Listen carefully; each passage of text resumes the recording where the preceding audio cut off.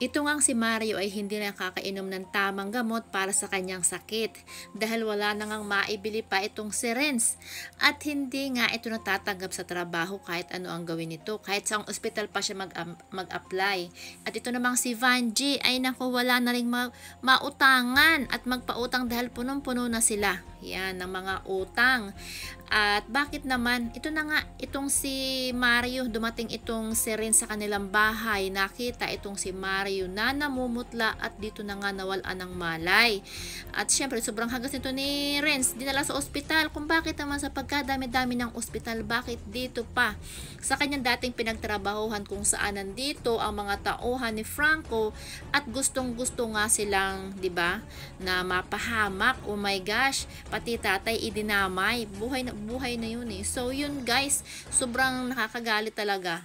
At syempre, buhay na pinag-uusapan. So ito nga ang tatay ni Mario, ito nga si Mario ay nagiging delikado ang buhay. Ayan, dahil dinala nga ni Renz yan dito sa ospital, 'di ba? At ito na, itong si Mario ay putlang-putla at talagang parang halos hindi na makakahinga at ang mga doktor dito ay hindi sila pinapansin. Lalo namang galit na galit nga itong syringe, nagwawala na nga itong syringe at kahit hilahin niya ang mga doktor ay talaga namang inuuna pa yung iba.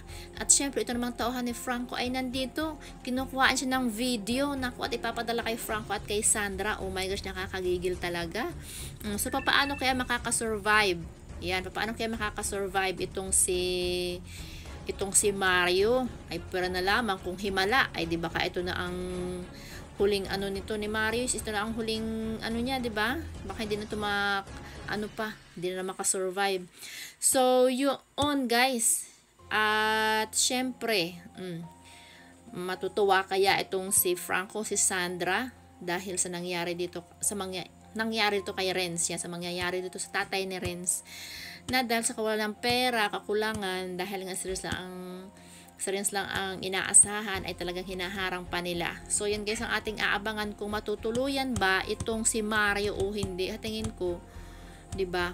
Pero na lang kung sa miracle, kung sino ang tutulong dito kay Renz. Kung hindi, di naku, babay Mario na tayo ngayon.